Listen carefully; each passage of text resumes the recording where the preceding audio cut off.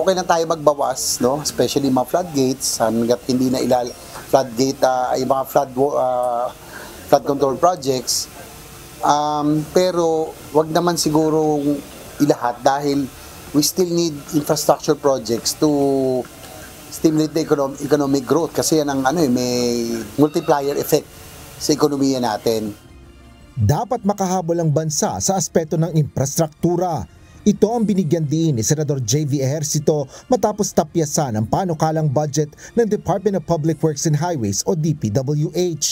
Habang libo-libo pang proyekto sa panukalang pondo ng ahensya ang nakitaan ng red flags ng Senado na posibleng ibawas din sa natapyasan ng DPWH budget. Payag din ang mambabatas na ilaan sa ayuda ang bahagi ng mga pondo na tatanggalin sa DPWH. Gayunman, maganda rin na ilagay ito sa iba pang proyekto ng pamahalaan.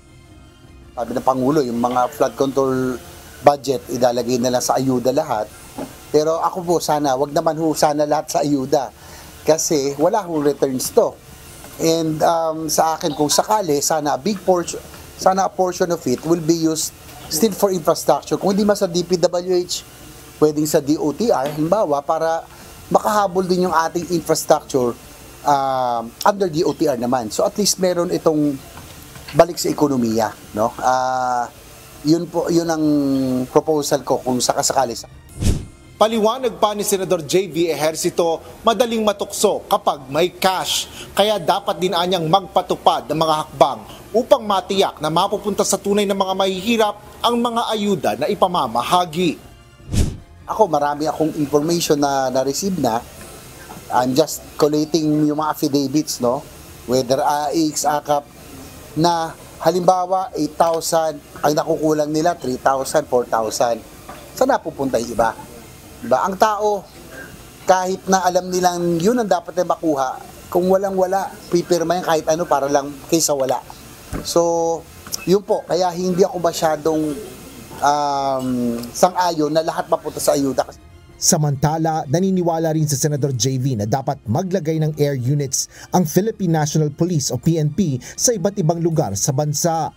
Aniya, mas madali ang responde sakaling magkaroon ng labanan na magagamit bukod pa sa surveillance. Well, nagulat din ako sa plano ng PNP and DILG, no, na parang gusto nila magastos daw kasi ang maintenance and upkeep of the air unit of maintaining yung mga present Airbus helicopters, Robinson, yung mga air unit.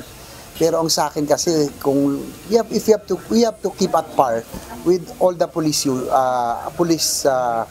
departments. So, halimbawa, ang Thailand, ang Malaysia, Indonesia, halos lahat meron silang air unit kasi kailangan yan, no?